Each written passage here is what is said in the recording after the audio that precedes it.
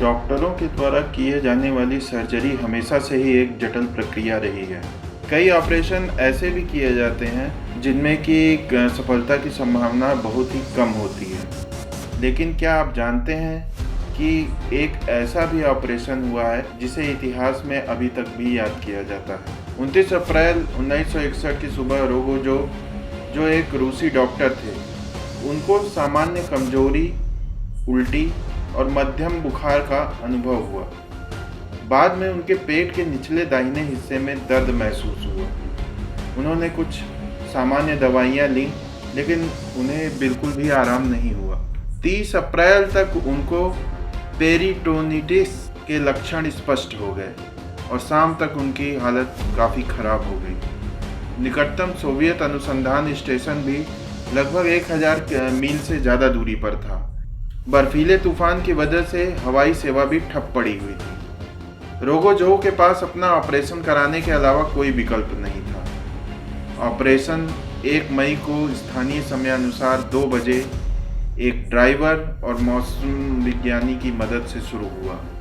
उन्होंने ही उपकरण उपलब्ध कराए और एक दर्पण रखा ताकि रोगोजोव अपने शरीर के उन अंगों को देख सकें जो सीधे दिखाई नहीं देते।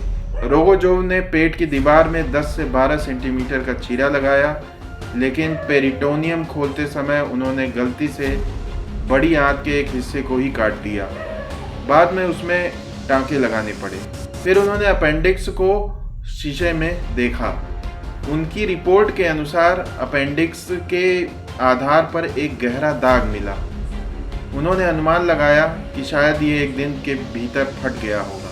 अपेंडिक्स को काट दिया गया और एंटीबायोटिक की सहायता से पेरिटोनियल में टांके लगाए गए। ऑपरेशन शुरू होने के बाद लगभग 30 से 40 मिनट के बाद कुछ सामान्य कमजोरी और उल्टी महसूस हुई। इसके लिए उन्हें थोड़ा आराम की ज़रूरत थी। लगभग 4 बजे तक ऑपरेशन पूरा हो गया।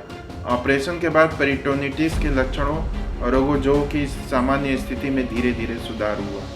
5 दिनों के बाद शरीर का तापमान सामान्य हो गया और ऑपरेशन के 7 दिन के बाद टांके हटा दिए गए। उन्होंने लगभग 2 सप्ताह में अपनी नियमित ड्यूटी फिर से शुरू कर दी। 1961 में उन्हें order of the red banner of labour से सम्मानित किया गया।